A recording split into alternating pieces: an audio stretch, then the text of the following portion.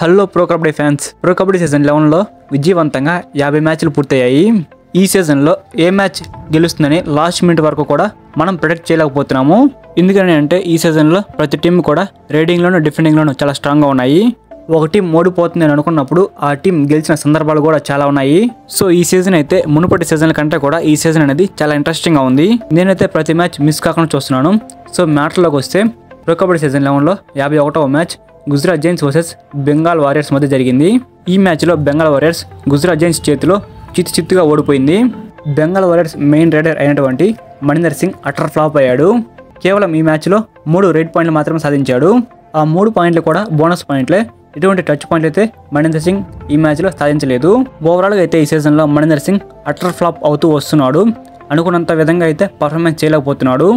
And next Bengal warriors టీంలో మణీందర్ సింగ్కి supporting ఉన్నటువంటి second raider Nitin Kumar 11 raid పాయింట్లు అయితే సాధించాడు. టోటల్గా 20 రైడ్లు చేస్తే అందులో 6 టచ్ పాయింట్లు 5 బోనస్ పాయింట్లు అయితే సాధించాడు. మణీందర్ సింగ్ పర్ఫార్మెన్స్ చేయలేకపోయినా కానీ సెకండ్ రైడర్గా నితిన్ కుమార్ బెటర్ పర్ఫార్మెన్స్ ఇచ్చాడు. ఈ మ్యాచ్లో నితిన్ కుమార్తో పాటుగా మణీందర్ సింగ్ కూడా పర్ఫార్మెన్స్ ఇచ్చుంటే ఈ మ్యాచ్లో గెలిచే అవకాశాలు అయితే బెంగాల్ వారియర్స్ టీంకి మెరుగ్గా ఉండేవి. అండ్ ఈ సీజన్లో బెంగాల్ వారియర్స్ టీం తరపున బాగా సెన్సేషన్ అవుతున్నటువంటి సుశీల్ 5 రెడ్ పాయింట్లు సాధించాడు. ఈ మ్యాచ్లో టోటల్గా సుశీల్ 7 రైడ్లు చేయగా 3 టచ్ పాయింట్లు 1 బోనస్ పాయింట్ సాధించాడు. అండ్ 1 ట్యాకిల్ కూడా చేశాడు. టోటల్గా ఈ మ్యాచ్లో సుశీల్ 5 పాయింట్లు అయితే సాధించాడు.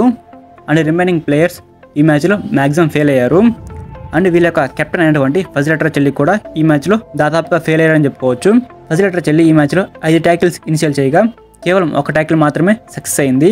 ఫజిల్ చెల్లి ఈ మ్యాచ్లో ఫెయిల్ అవడానికి కారణం ఏమిటంటే గుజరాత్ జైన్స్ టీం యొక్క కోచ్ అయినటువంటి రామ్ మెహర్ సింగ్కి ఫజిల్ చెల్లి యొక్క ట్రిక్స్ అండ్ స్ట్రాటజీస్ మొత్తం కూడా తెలుసు.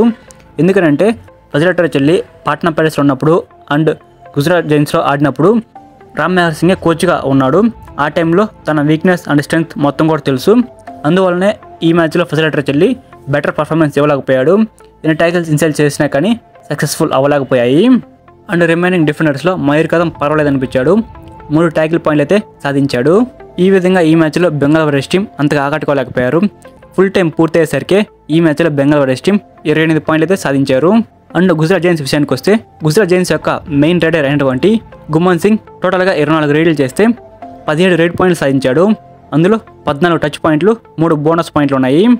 ఈ సీజన్లో గుమ్మన్ సింగ్ది ఏదైనా బెటర్ పర్ఫార్మెన్స్ ఉందని అంటే అది ఈ మ్యాచే. ఇప్పటివరకు జరిగినటువంటి మ్యాచ్ అన్నింటిలో కూడా ఫెయిల్ అవుతూనే వస్తున్నాడు. కానీ ఈ మ్యాచ్లో మటుకు తన ఏంటో ప్రూవ్ చేసుకున్నాడు. ఇదే ఫామ్ను కనుక గుమ్మన్ సింగ్ కంటిన్యూ చేస్తే గుజరాత్ జైన్స్ టీం ఎన్నో విజయాలు సాధించి పాయింట్స్ టేబుల్లో ముందుకెళ్ళే అవకాశం ఉంది. అండ్ ప్లే ఆఫ్స్ కూడా చేరుకునే అవకాశం అయితే ఉంది.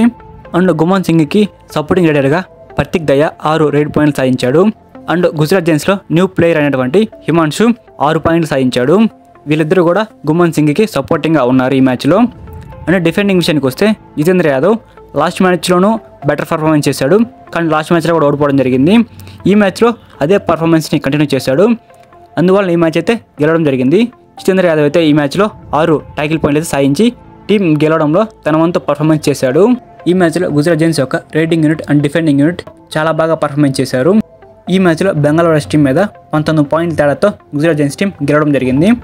బెంగాల్ వారియర్స్ టీం పాయింట్ 28 అయితే గుజరాత్ జైన్స్ టీం యొక్క పాయింట్లు 47. దాదాపుగా 19 పాయింట్ల తేడాతో అయితే గుజరాత్ జైన్స్ టీం ఈ మ్యాచ్లో గెలిచింది. ఈ మ్యాచ్ ముగిసిన తర్వాత పాయింట్స్ టేబుల్ కనుక చూసుకుంటే బెంగాల్ వారియర్స్ టీం 8వ స్థానంలో ఉంది. 8 మ్యాచ్లు ఆడగా 3 మ్యాచ్లు గెలిచింది, 3 మ్యాచ్లు ఓడిపోయింది, 2 మ్యాచ్లు టైగా ముగించుకుంది.